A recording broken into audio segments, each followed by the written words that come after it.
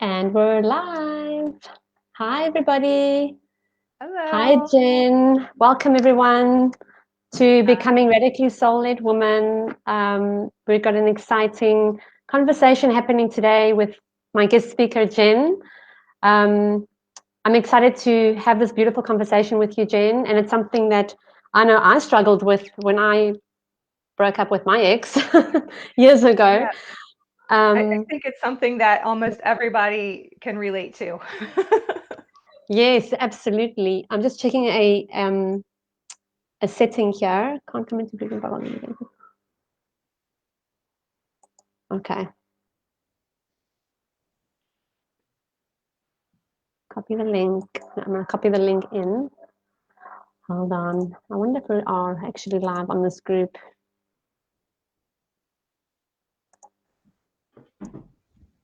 See if maybe I can check.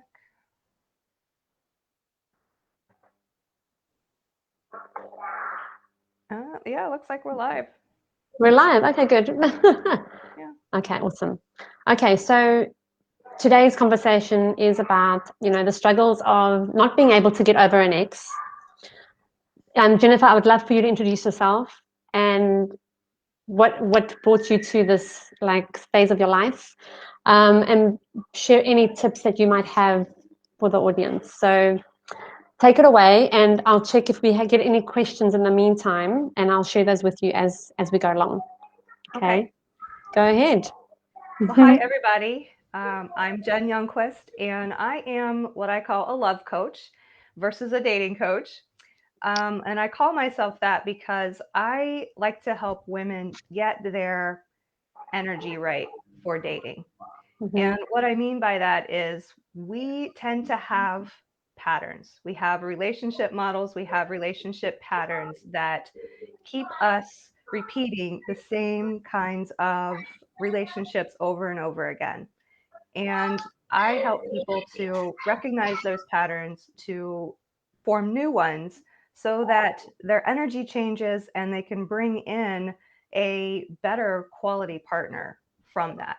So I think and the reason why I'm passionate about helping people do this is because it's part of my own story.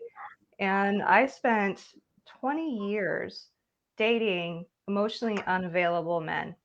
And I Mm-hmm. remember how awful it made me feel. It made me feel like I was damaged goods, like there was something wrong with me. It just it made me feel like I was never going to find what I was looking for, like that person didn't even exist. Mm-hmm. And it's really an awful place to be in, and yet not knowing what to do about it, actually. And I was in such a disempowered place that I didn't think that I could actually do anything about it. I thought it was something happening to me. Yep. So until I shifted that energy, until I became more empowered to realize that I could change it, that's when things started to actually change.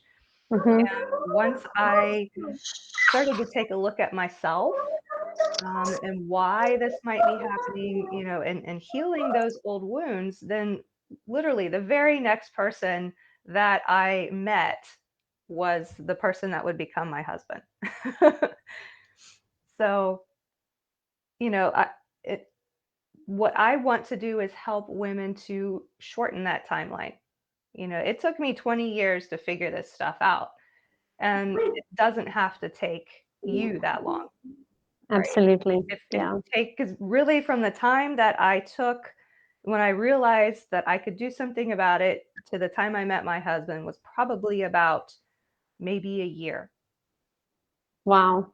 Yeah. Yeah. So once you do the work, that ball just gets rolling, and what you want will be able to come in. But So what what I'm I hearing, I'm sorry, go sorry, ahead. what I'm hearing you saying is that it's very much an inside job Mhm. of clearing your own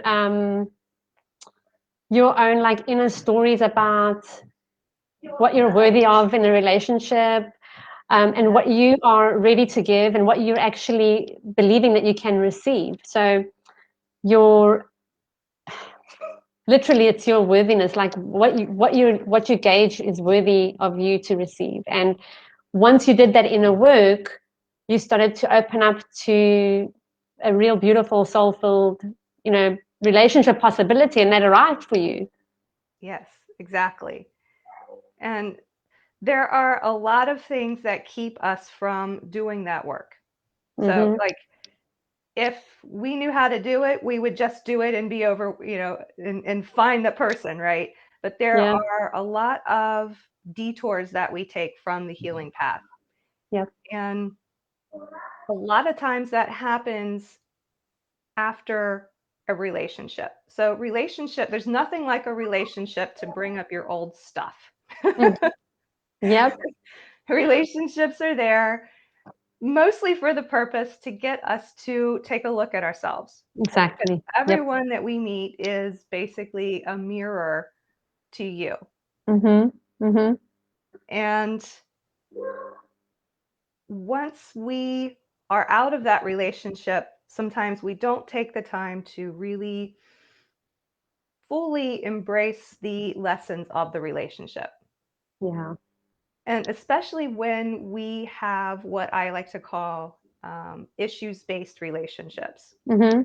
And these are the most intense kind of relationships. These are the ones that have the fireworks at the beginning. There's all that attraction. Yeah. The sex is great. Mm-hmm. This person is saying everything that you want to hear. You're Mm-hmm. feeling loved, seen, heard, and most importantly, special. Yep. And you start to feel like this is probably the one. Except there's one major flaw. Yeah. And that flaw is usually something that it just prevents it from being perfect. And it's really what ends up being the fatal flaw of the relationship. So these are Mm. things like you meet the perfect guy, but he's married. Mm-hmm. Or you meet the perfect guy, but he's really scared of commitment and doesn't Mm-hmm. want to commit to you. Or maybe he lives really far away. Mm-hmm. Or maybe even is a toxic personality, which often Yep. happens. Yeah. Narcissists Yeah. are at the beginning, it's great. It's, Yeah. that's what gets you hooked and, Yes. ends up being the fatal flaw. So these relationships make us feel, it gives us what we have always been longing for. Mm-hmm. And this is the big draw, and this is why it's so hard to get out of them, even if you know it's not right for you. Like when Yeah. you start Yeah. dating a toxic person, they're toxic, but you can't Yep. leave. Yes. Yes. And that's part of the draw, right?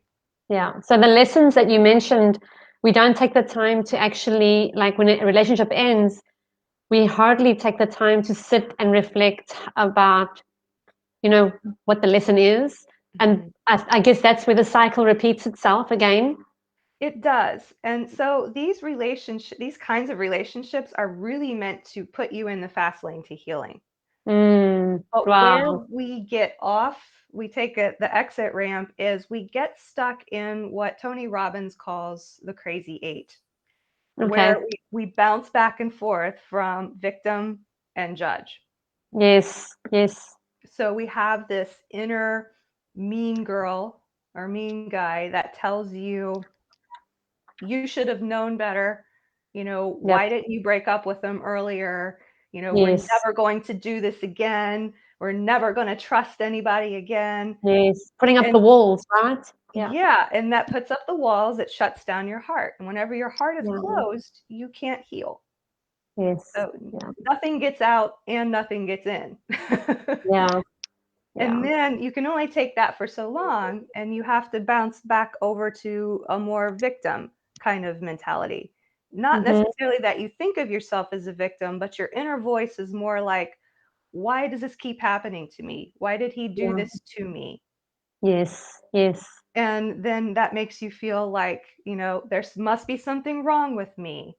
Yeah. I must not Yeah. be marriage material. And then you Yeah. can only take All the that so judgments. and you go back and forth. And that's where people get stuck in that for months to years. Wow. And that slows down your healing because you aren't able to see the big picture. And to get out of that, the best thing you can do is bring in a lot of self-compassion, because that self-compassion is going to help you to open up your heart again.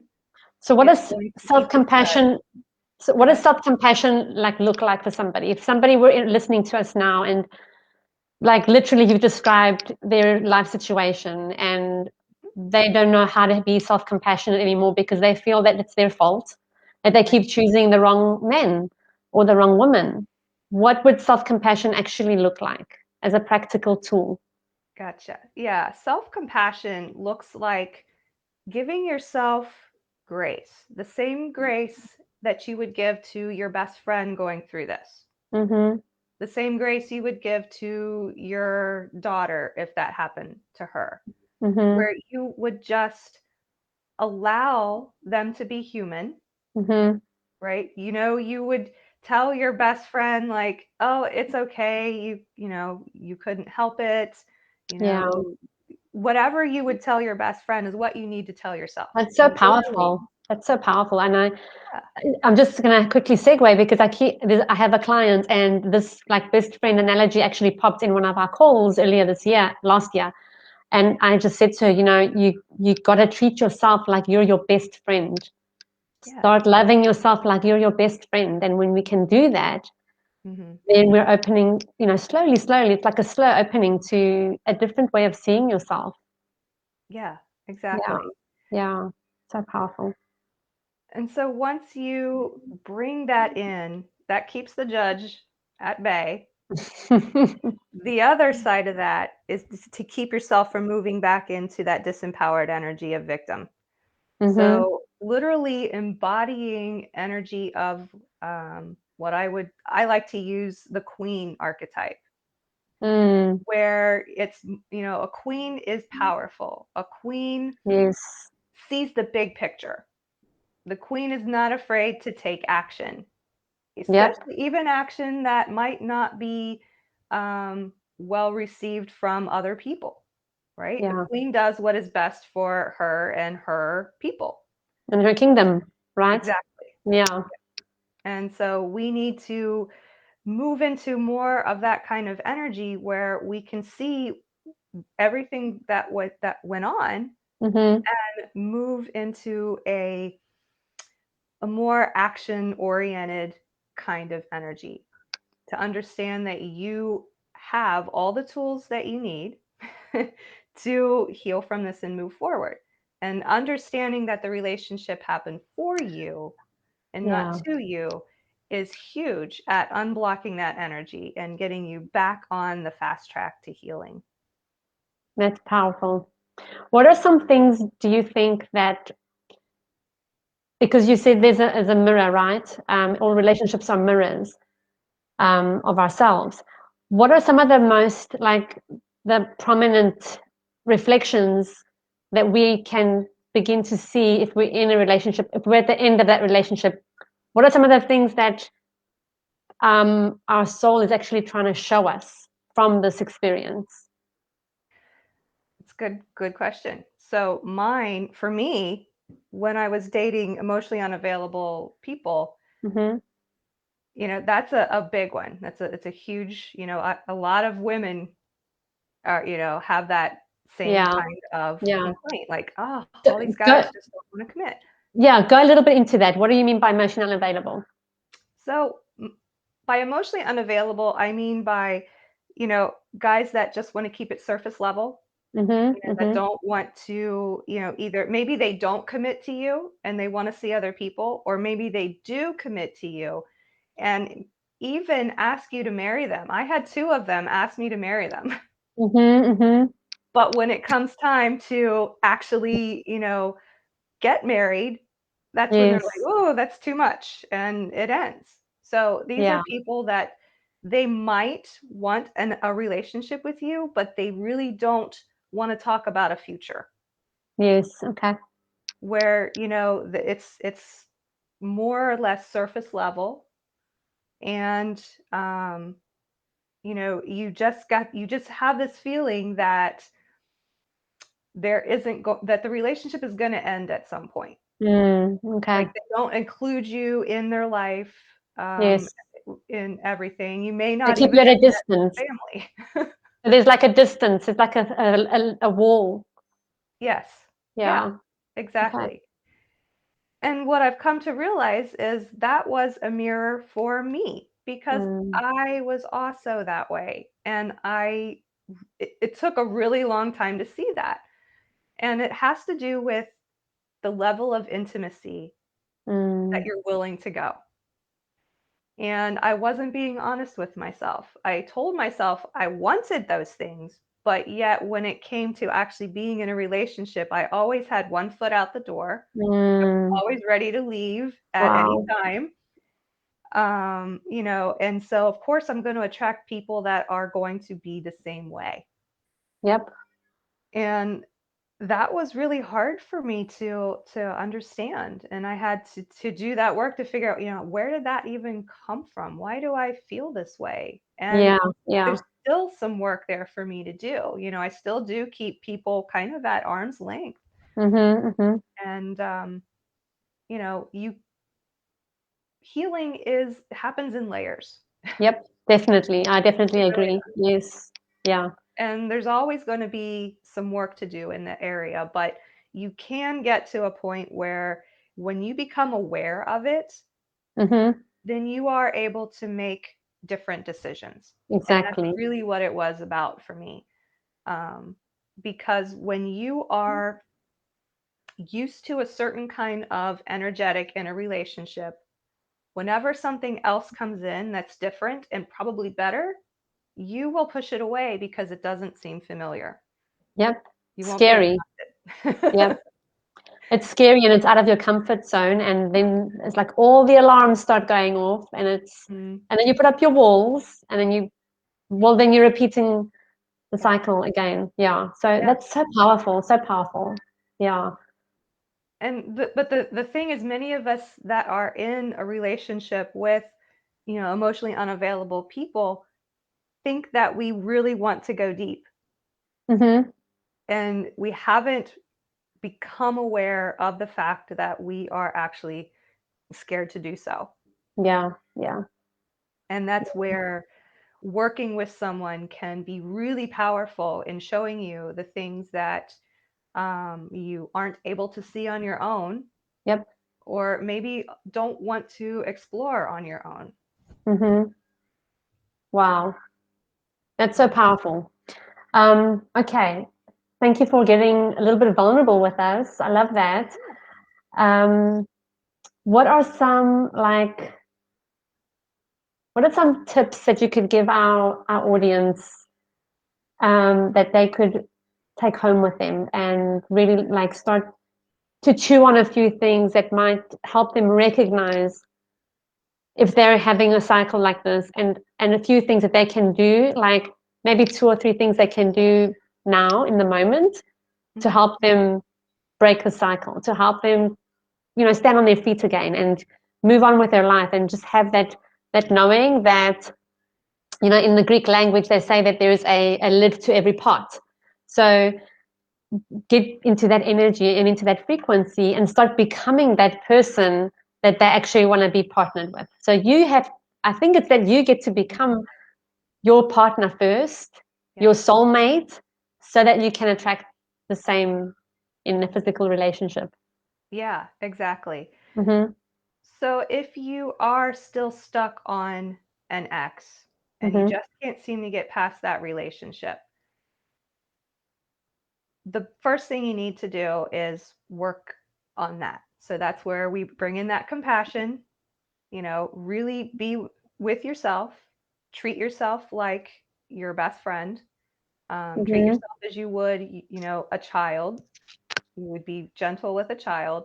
Mm-hmm. So we need to start to open up the heart, Mm-hmm. then also need to move into that more empowered energy. So moving out of victim, realizing that this happened for you. Mm-hmm. And then once you're able to when you move into a more empowered energy, you start to look for answers. You start to Yeah. want to do something about your situation. Yes. And Yeah. so if you've been in that pattern, you know you've been in that pattern. And that's where you can start to lost my train of thought. I was To going to get curious. yeah, basically get curious. And then understand that start to ask yourself, what was it about that relationship that you liked so much? Mm-hmm. What was this person giving you that you felt like you didn't have before? That's going to be your first clue to start to look at why this person was so attractive to you and Mm-hmm. where your work might be. Yep.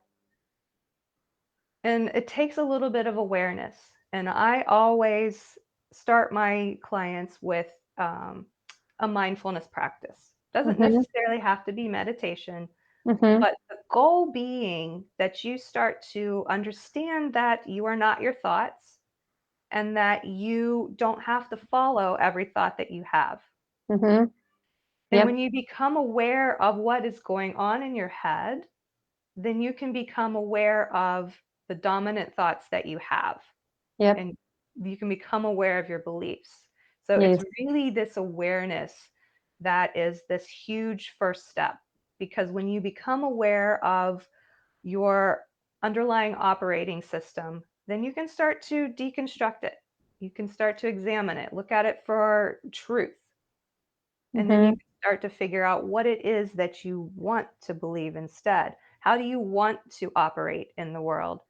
And then the Yeah. work is to start to start believing and operating from those new beliefs. And Yeah. that's really where working with somebody can help you tremendously, because it's that work that takes the longest.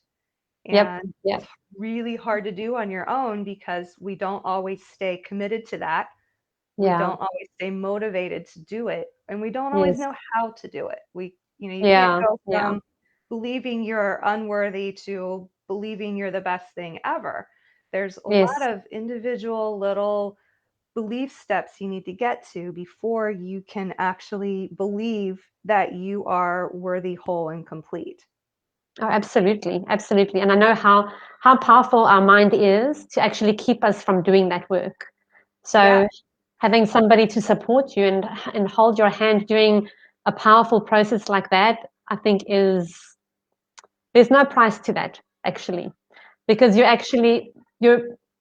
committing to actually changing your life and changing the trajectory of your love life, of your future family, of mhm. the legacy of love that you get to have on this planet. So it's so beautiful. That's powerful. I have one last question for you. I'm just trying to figure out how to word it. So I'm thinking back to my own relationships, and I remember the pain that I had felt at a breakup or, something like that. And I remember the words, but I love him, but I love him. And that, but I love him can actually be very, very dangerous. Can Mhm. actually be a dangerous trap for people to fall into the same patterns and accepting and settling things that they don't really want in their lives. Have you noticed have you noticed that is like a powerful pullback for people? How? It is, but I also think that we confuse familiarity and love as Mm-hmm. well. Mm-hmm. Because Yes. remember when I was talking about this energy of the relationship feeling familiar? Yes. When we have that, we move quickly. Mm-hmm. We get attached quickly. Yeah. Yeah. Real love takes a bit of time to develop, from what I've found. Mm. Real love is built on trust, and trust takes a Mm-hmm. while to build. Yes. I Yeah. would always say beware of anyone that wants to rush that. Mm-hmm. Like at the beginning of a relationship, if someone is, being super vulnerable and, really open and, I would question that because there hasn't been the trust built up yet. And Yes. there Yes. is such a thing as fake vulnerability. And a Mm-hmm. lot of people do that, not necessarily on purpose, but because they want to hook you in. Yes. Yeah. And a Yeah. lot of toxic people do that. And so I think that's where we get confused. We want that so bad. We want to Mm. feel special so bad, that we confuse it for real love. Okay. Yes. And, only you will know, right? I can't Mm-hmm. speak for everyone. But here's the other thing is you can love someone and not have to be with them. Exactly. Yes. Yes. You Yeah. know, just because the relationship's over, it doesn't mean you have to stop loving them. Yeah. I'm Exactly. a big proponent of, I think human beings have a capacity to love multiple people Absolutely. at the Yeah. same time, Yes. Yes. but at the end of the day, you have to get clear on what it is that you want, and you have to be willing to stand up for that because Exactly. no one Yeah. else is going to. No. No No. one else is going to stand up for what you want. And you're the one that has to live with it. Yeah. So even if you feel like you love someone so much, but they're not good for you, Mm-hmm. basically you have to love yourself more Exactly. in order to Let that take go. that path. Yes. Yes. Yeah. Exactly. So powerful. Thank you so much, Jen. Thank you so much. If people want to connect with you, where can they find you? And we can pop a link as well. I can't really access comments right now from here, but I will drop a link in the comments, but just share where people can find you in the meantime, and then I'll drop that link when we finish with our live. Okay. I have a few different ways. My website is lifeshiftpro.com, and Mm-hmm. I do have a free training out there, that is basically kind of goes over a little bit about what we talked about today. Mm-hmm. But it's about why you haven't been able to find that Mr. or Mrs. Right that you've been looking for. Good stuff. I also have a Mm-hmm. Facebook group that's called From Toxic to Healthy, Mm-hmm. and it's all about how to move out of, this cycle of unsatisfactory relationships so that you can free up that energy to find the partner that you've always been looking for. Okay, beautiful. Okay. Okay, I hope everybody who's been watching and who will watch the replay gets lots and lots of juicy value from this. Post your questions in the comments, guys, and reach out to Jen if you need anything and if you have any questions for her personally. And I will pop her links down in the comments. Okay. And the other thing is, even if you're watching and this doesn't really pertain to you, you know someone it does pertain Mm-hmm. to. I Exactly. guarantee We it. all have somebody who isn't having the time of their lives in their relationships. Yeah. Yes, so please Okay. share my information with them. Okay. Thank you so much, Jen. It's been a pleasure having you here. I love taking in your stuff and beautiful, beautiful energy. We'll keep in touch and have a great weekend. All right. All Thank right. you, Alexia. I Thank you really so appreciate much. it. Thanks. Bye. Bye. Bye bye.